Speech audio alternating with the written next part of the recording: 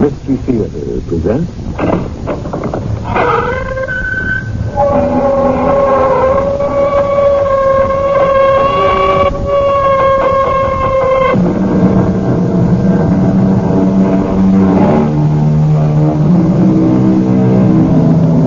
Come in. Welcome. I'm E.G. Marshall. We think today we live in an era of revolutions. Spin the globe, and there's hardly a quarter of it that is not the scene of insurrection and bloodshed. A new tyranny to take the place of the old. The rights of man proclaimed and abused, always in the name of the rights of man. The great writer Honoré de Balzac has drawn from the French Revolution the picture of a man so haunted by death and tortured by guilt that he gave his life to save his soul. You think there is really someone following you?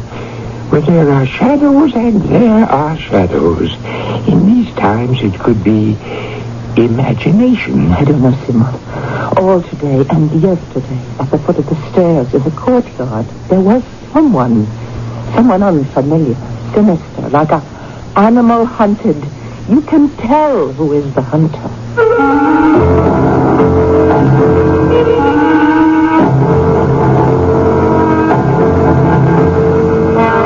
Our mystery drama, Episode of the Terror, based on the story by Honoré de Balzac, was written especially for the Mystery Theater by G. Frederick Lewis and stars Marion Seldes.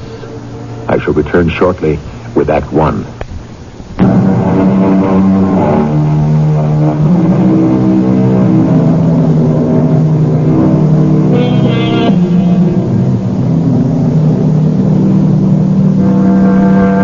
January 1793. Anarchy rules France, disguised as the Committee for Public Safety. The River Seine is stained with red. Thousands lie dying in their beds, in the streets, and under the guillotine. No one can be trusted. Everyone is a spy. It is the reign of terror. Honoré de Balzac begins his story on a snowy January night as a woman hurries through the streets of Paris. He writes, As she walked, she thought she could hear the heavy tread of a man walking behind her. She tried to walk faster. Were they the same footsteps she had heard yesterday?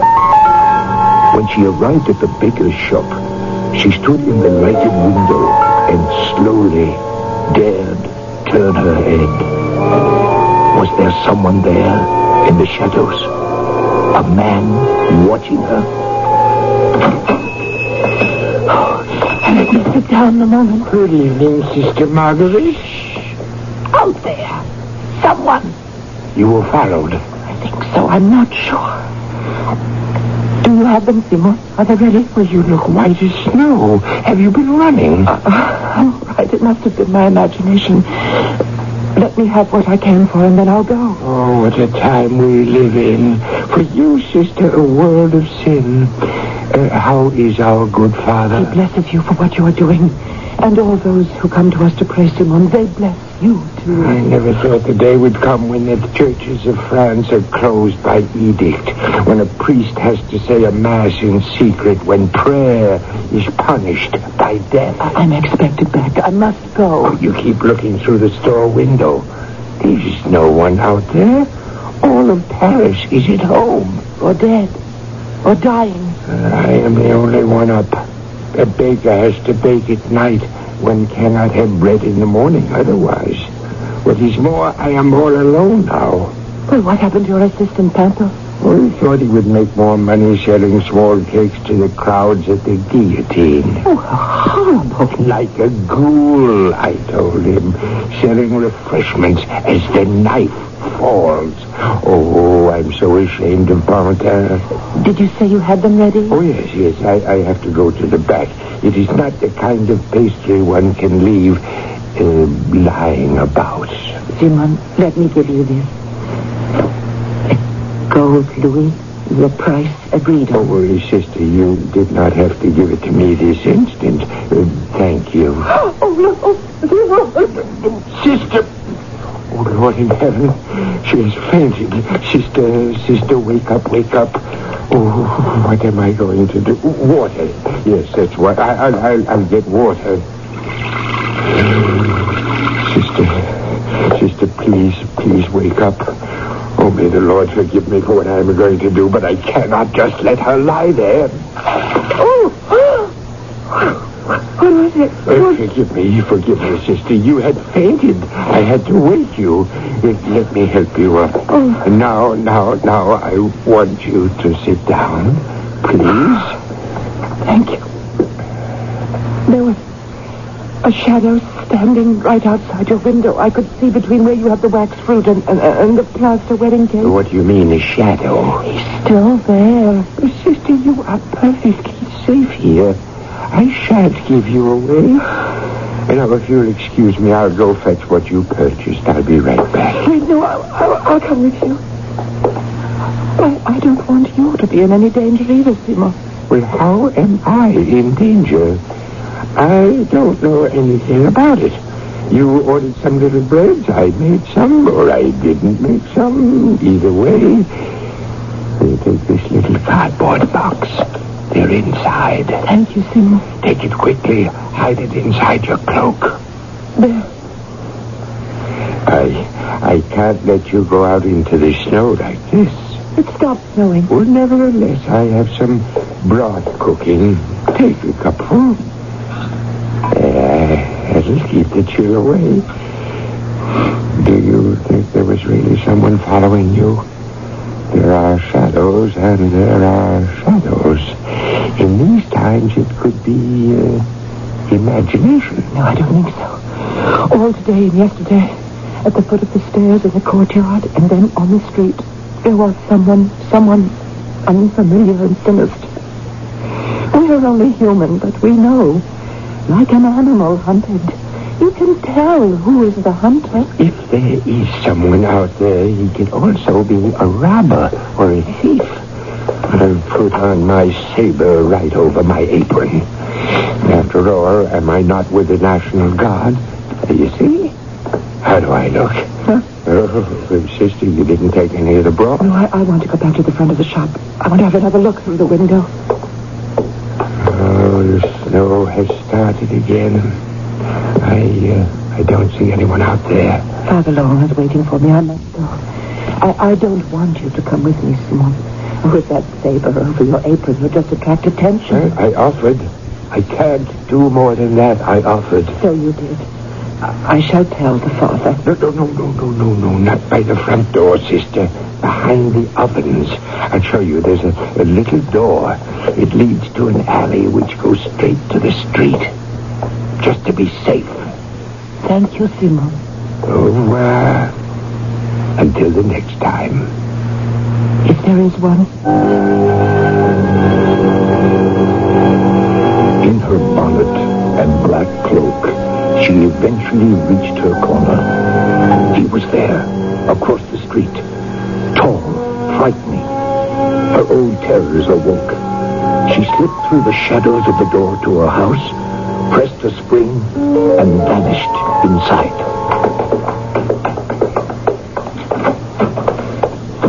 Father, we must hide. I was followed. We're being watched. By who? A man has been prowling in the yard all day. I saw him yesterday, too. And early this morning, he followed me. I hate them. Sister Margarita, those are not God's words. Don't let your fears stir emotions you have renounced. I'm sorry, Father. I'm so frightened. No. I feel we are safe in this house. Even the stairs to this garret are hidden. Isn't enough? They've stripped the church, has stolen the relics, the bells. No. Look at it this way.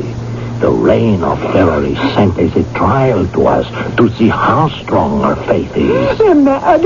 All of them. Yes, sister, I agree with you. One cannot run after freedom by chasing away God. But we will continue to say the Mass every Sunday. You brought the wafers for the communion? Oh, here in this box. Shh, someone on the stairs. Father, there's no safe place in these 2 rooms to hide you. Stop now. downstairs. Why is that man walking around like that? Which floor is he on? I shall put the wafers and the holy objects out of his reach. Give me the box. I'll climb out the window onto the roof. Oh, no, you could fall. Sister, you will do as I say. Now you will hand to me all the holy relics I saved from the abbey. Now, once I have placed those safely up there, I'll hold out my hand to you and you can climb out also. So, if this room is being searched, there will be no one here. But supposing Simon told him where I live? You don't trust Simon? Could they have ways of forcing one to talk? He could be forced to say Sister Marguerite lives in a garret at the end of the Rue Saint-Martin. He's practically outside the door. I'll stay and stop him. Let me open the window for you, Father. Now here, take the platters and the chalice. Anyway. Are you safe up there, Father? Yes, I can hold on easily. Back on the window when he is gone. He's here. Close the window. I'm coming. What do you want? Let me come in. I am a woman alone. What is it you wish? I must talk with you. Let me come in. I will sit here by the window. I ask you to do the same. I prefer to remain standing. What do you want? You have been aware I wished to speak to you yesterday. No, I do not know that. You did not know I have been watching from your yard since midday yesterday. That this morning and tonight I followed you. You went to the bakery. Oh, yeah, that. Well, you see, I haven't much bread left, and so I went to ask him if I could have a small loaf. And what did he tell you? What did he tell me? Oh, he said I could have a small loaf, but he had not baked any last night, and that if I came by tomorrow, he'd keep one for me. For a small loaf of bread he would sell you tomorrow. You gave him a gold louis in advance. A gold louis?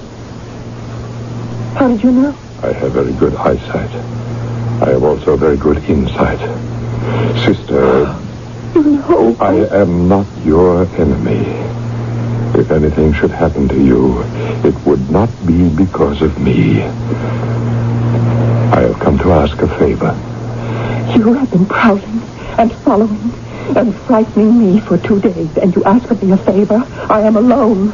What favor can I do for a man? I may be of service to you. Who are you? Do not be afraid. I am the one person who is now above the law. The only one, since there is no king anymore. Lord have mercy on him. You have prayed for him since his death. You know too much. You are giving shelter in this garret to a reverend father who refused to renounce and escaped from the Carmelite Abbey, who escaped from the massacres there by a miracle. There's no priest here.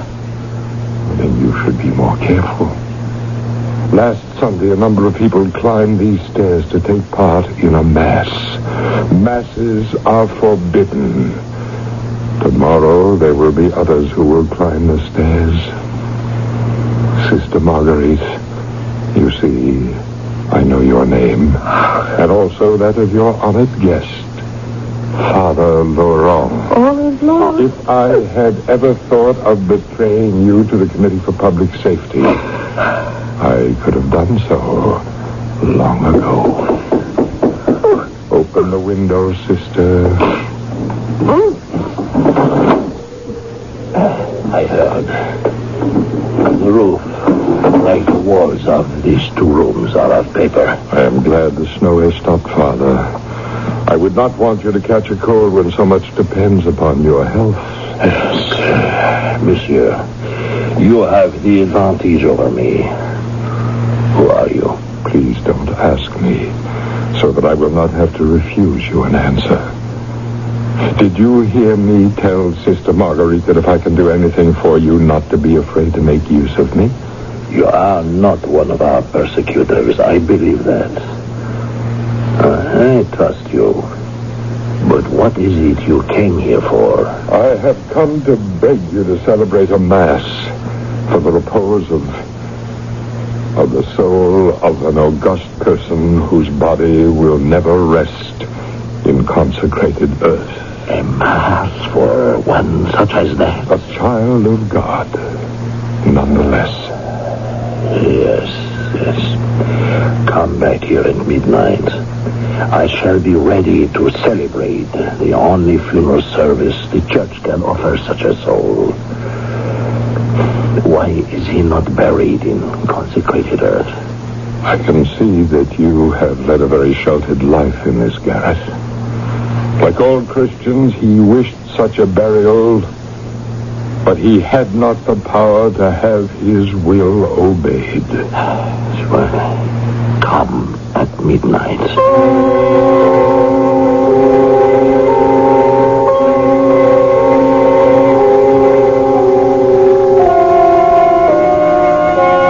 This was the reign of terror, when every shadow on the wall, every glance, every look, every wink of an eye could mean betrayal. In a diary of the day, it says, "None had dreamt of establishing a system of terror. It established itself. No one will organized it, but everyone's will contributed to its creation." I shall return shortly with Act 2.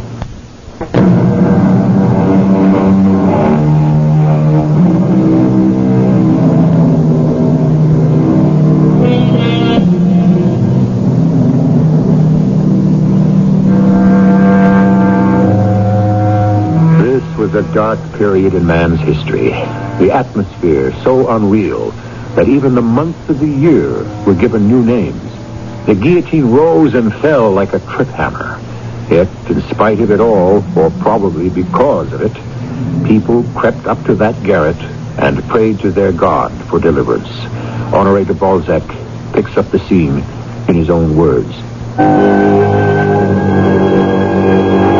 2 hours later, a great ivory and ebony crucifix hung on the bare wall of the garret.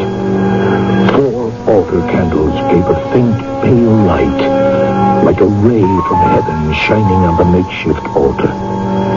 Nothing could be less imposing, nor more solemn. Is everything in place, Sister Marguerite? Everything except the chalice. You'll bring that out when it is time. Do you trust that man, Father? The man asks us to say a mass for the burial of the dead. You can be suspicious. Could it be a trap? Well, if it is, we shall arrive sooner in heaven than I had planned. Either way, we are rewarded. I believe he's honest. To go to the trouble to find this insignificant corner of the church, to say a mass for the dead. He must be a good man. Well, I suspect he is someone's great friend. I wonder how he escaped the guillotine. Let us be ready when he arrives. Good evening. Good evening, sister. Good evening, Father. Shall we begin, my son? I shall kneel at the altar. Sister, will you fetch the chalice? I am the resurrection and the life, saith the Lord. He that believeth in me, though he were dead, yet shall he live. We brought nothing into this world, and it is certain we can carry nothing out. The Lord gave, and the Lord hath taken away. Blessed be the name of the Lord. O God, whose mercies cannot be numbered, accept our prayers on behalf of the soul of thy servant departed, and grant him an entrance into the land of light and joy, and the fellowship of thy saints. Give us this day our daily bread, and forgive those who trespass against us. And forgive those responsible for the regicide or death of kings, as Louis himself forgave them. Lord, have mercy on us, as it was in the beginning, is now, and ever shall be, world without end. Amen. Father Laurent. Yes, I know, sister. The man is weeping. The mass is over. Father, it is written, is it not, that man is born of woman and has but a short time to live?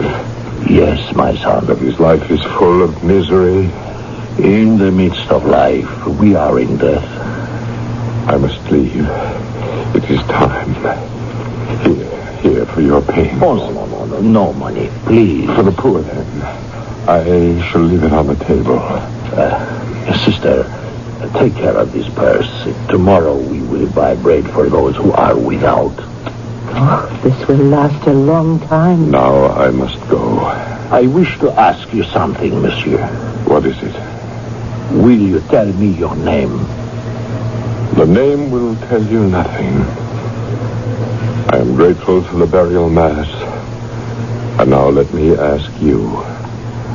Would you say it could bring peace even to the soul of a king? If you have faith. My son, would you not like me to hear your confession? What do you think I have to confess? Well, that is not up to me. You know better than I. If your hands are stained with blood of the royal martyr, confide in me. What would the Lord think of a man who betrayed a Christian? Well, there is no sin the Savior will not forgive. Father, I swear to you, there is no one less guilty than I of bloodshed. Is that true? I said I swear it. It is not enough to have taken no part in a great crime. That fact does not absolve you. The man who might have defended the king and left their swords in their scabbards will have a heavy account to render to the King of Heaven. I suppose so. For by doing nothing, they have become accomplices in this awful wickedness. There is punishment, then, even for those who indirectly... What was it Cain said to the Lord when the Lord asked him, "Where is your brother Abel?" Cain said, I do not know. Am I my brother's keeper? There is your answer. We are our brother's keeper. Thank you again for your prayers. And you too, sister. Pray for our protection, and we will pray for yours. I can do a little more than pray for your safety. The house you're living in belongs to Mucius Savola. He's thought to be a new patriot, but in reality, his heart is with the Bourbons. He used to be a huntsman serving the Prince de Conti. I have talked to him, and he assures me that so long as you remain in his house, you are safe. But we may have to sell some of the relics rescued from l'Abbé to obtain money to give to the poor. No more. Money will be brought to you. Wait here in safety for better times. Father, I have with me a holy relic, and I ask you to take it. Guard it. It's priceless. When I have gone, you will understand better why I have asked you for this Mass. Will you come here again? Next year, on the 21st of January, if you are still in the same place, I will come back and ask you to celebrate another Mass for the repose of the King's soul and for the forgiveness of my sins. Au revoir. What a strange man he is. He is not so much strange as broken, and he came to you to be healed. My daughter, have you lived long enough to have seen a broken man? I have, yes. My brother Alain, a young student. 6 months ago, he was in a street in Saint-Germain-des-Prés, and he saw a mob stop the carriages filled with prisoners, and they pulled out a man and woman and cut them down without mercy. And suddenly, Alain saw a boyhood friend, still in his dressing gown, being attacked. He saw Alain and cried out, "Alain, help me!" My brother ran away. He ran, and he ran. But from that day, his mind has never caught up with his body. that is sad, but I don't think our visitor has lost his mind. No, but there's pain. He reminded me so much of Alain, who is also tall. Did he die? I don't know if he is dead or alive. How can one in these terrible times? He wanders about Paris like in Dante's Inferno. Are you going to open that box we were given? Ah, yes. What is this? A handkerchief? So knotted and crumpled. This is very fine linen. Look, Father, there in the corner. Isn't that the royal crown? Yes. Could I hold it? These stains. What do you suppose they are? Those are blood.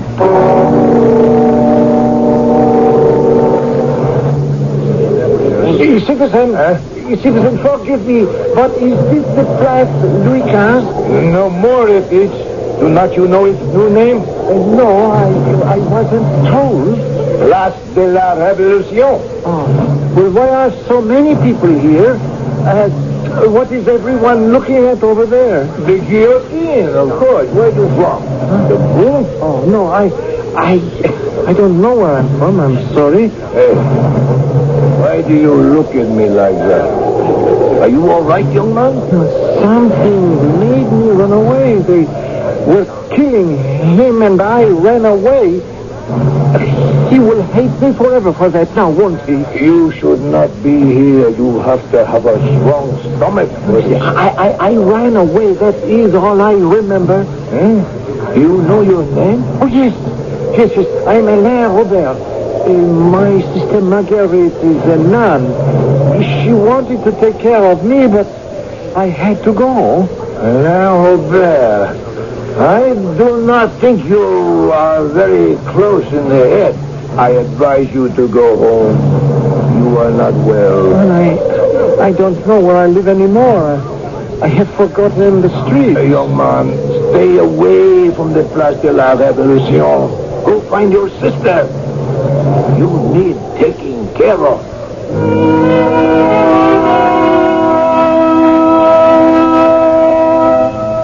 Father Laurent, is that you? Is that you?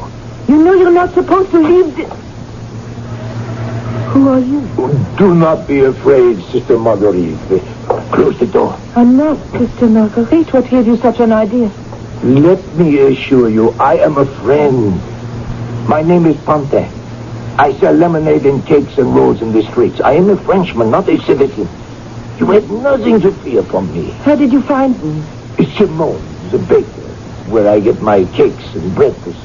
He told me tonight. I asked him if he knew a nun called Sister Marguerite. I used to be Simone's assistant. I mixed the flour in the back. You never saw me, Simone.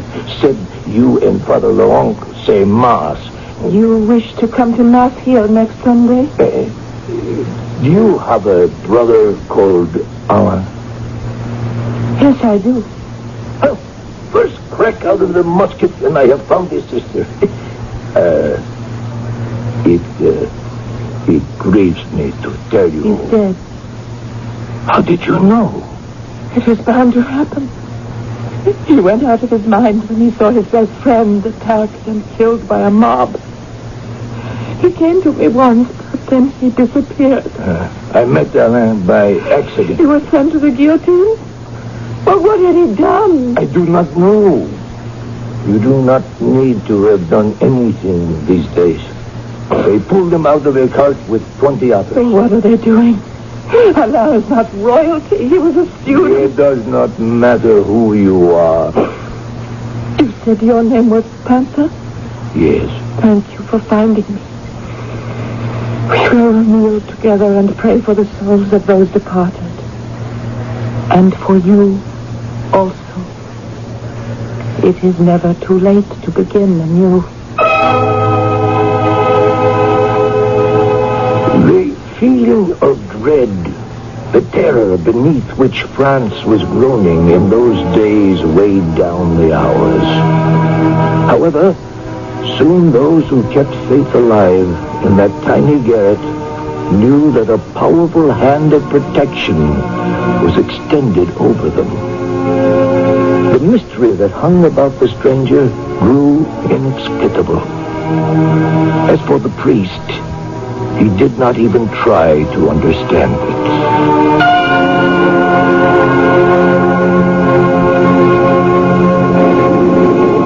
With those words, Honoré de Balzac completes the first part of his story. The priest had escaped from the massacre at the Carmelite Abbey, where murders were committed in the name of freedom. Freedom and justice. What sins have been committed in thy name, cried the author of our story. And we who have lived in the decades since know how true that is. I shall return shortly with Act 3.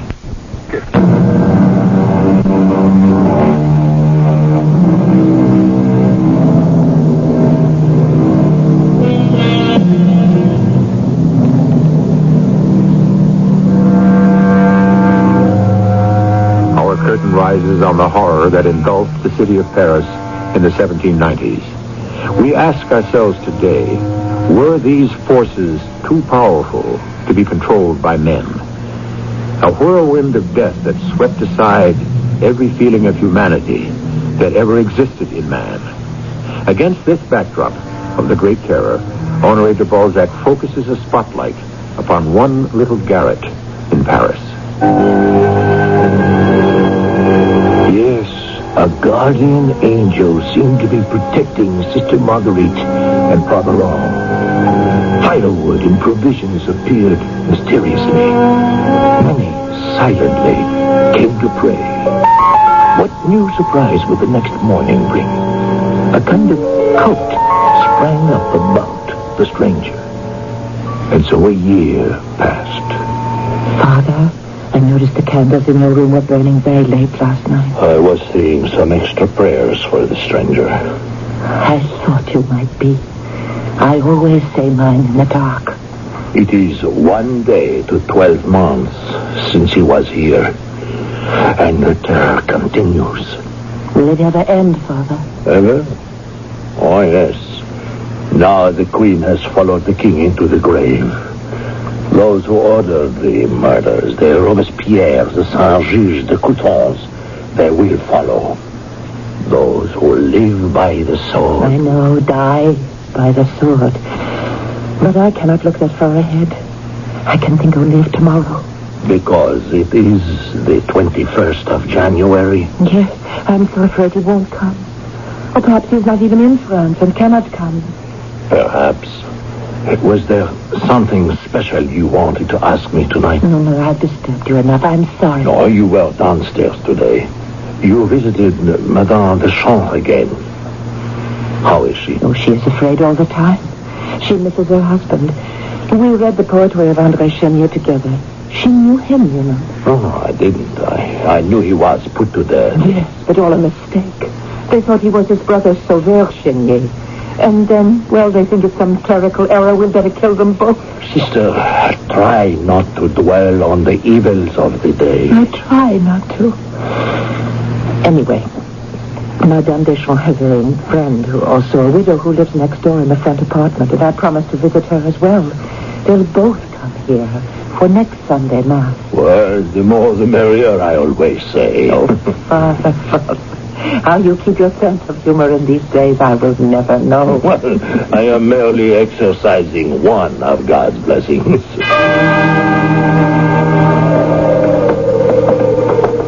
Simone, believe me, I am glad I am not spending my days on the streets anymore.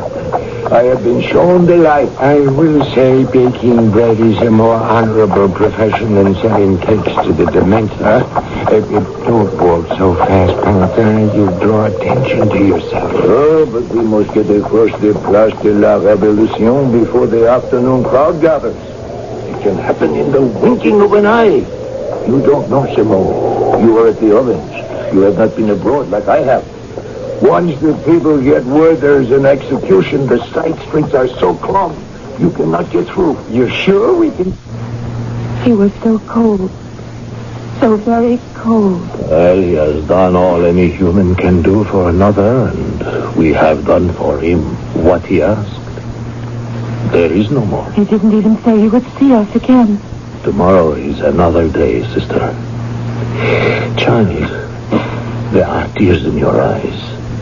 It wasn't meant to be. What wasn't meant to be? We have met a very good man, and that is about it.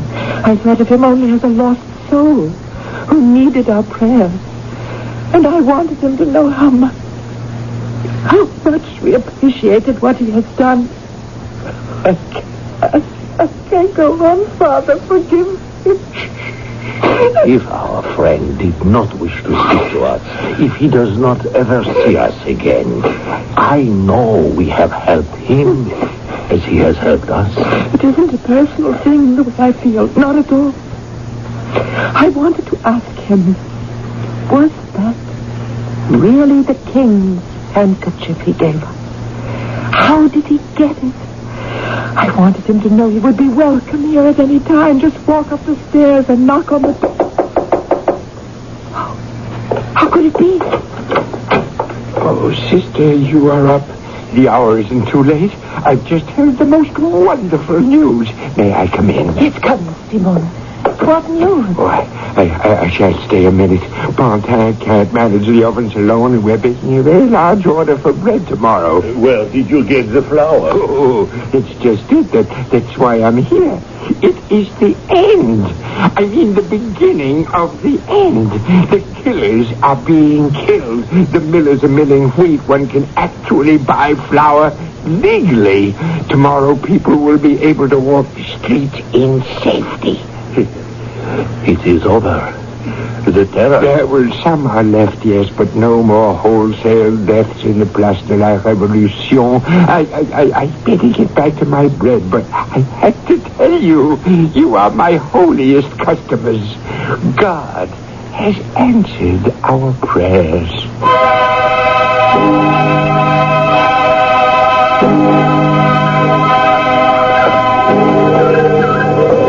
Good morning, Father. May I walk with you? Yes, good morning, Monsieur Pontin. I was waiting for you. Simone suggested I should accompany you, just to make sure there is no trouble. He gave me his saber. How do I look? Oh, dangerous. It's a strange feeling to be able to walk in the daylight. We have lived like moles in the darkness for so long. The moment I woke up this morning, I could tell a cloud had been lifted from Paris. Sister Marguerite, she is well today? Oh, yes. I've arranged to meet her at Notre Dame. We are both anxious to see whether it remains as it was, hopefully undamaged and undefiled. Oh, the lovers, I thought the days of crowds blocking off the streets were over. We cannot go through here. What is the matter? Why not? This street leads directly to the scaffold in the Place de la Révolution. Here, Father, if you stand on top of these steps with me, we can have an unobstructed view. I was praying these executions were no more. Well, they are practically over. Only the accomplices who sent so many others to their death now will have their turn. Look, the first one is walking up to the scaffold, and behind him, two others. Who is that tall man standing on the scaffold? The one who is now kneeling? That man. He is placing his head on the block. That one? I know him. Who is he? Oh, everyone in Paris knows him. I said mass for him a year ago. And then again this year. 4 days ago. Who is he? He is the headman. His hand actuates the guillotine. Oh, Mother! Help me, someone! The priest has fainted. Stand back, please, so I can fan his face. He needs air. He's an old man, and the sight of another execution was too much for him. Oh, Pontin, he gave me the handkerchief the king used to wipe his brow. On the way to the end.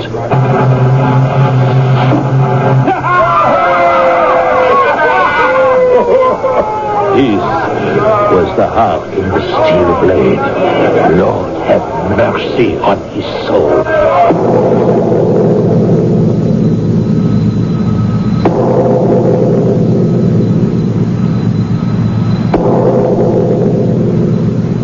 The irony of Honoré de Balzac's extraordinary portrayal of life in the days of the Reign of Terror is that the very man who triggers the end to so many lives is the only man of conscience and heart. As the author says, poor man, there was a heart in the steel blade at a time when none was found in all of France. I shall return shortly. Opening.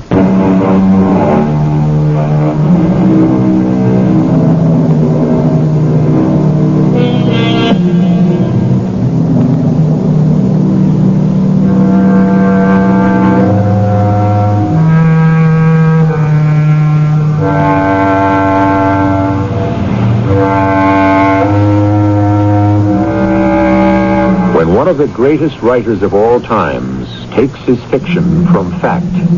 He is not circumventing or embroidering upon the truth. He is digging deeper. He is making us actually stand on the very street corners of people's lives. The ambition of Honoré de Balzac was to remove the dust and mystery of the past and bring it to life. And I ask you, for the past hour, didn't you live with him under the Reign of Terror? I did.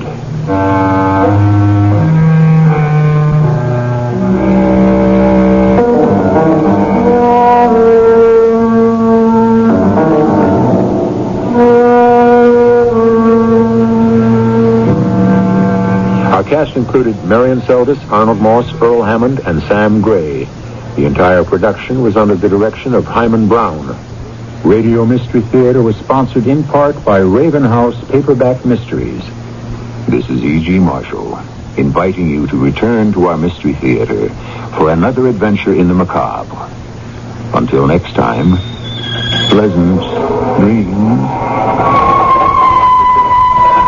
The traditional Thanksgiving dinner of turkey, mashed potatoes, gravy, breads, vegetables, sauces, and even pies is basically a healthy meal. So says Ruby Dickens, a nutritionist at the University of Illinois Medical Center. But she also says overdoing it is what makes a good thing bad. You've been listening to the OTR Gold Network. Find more classic radio at otrgold.com.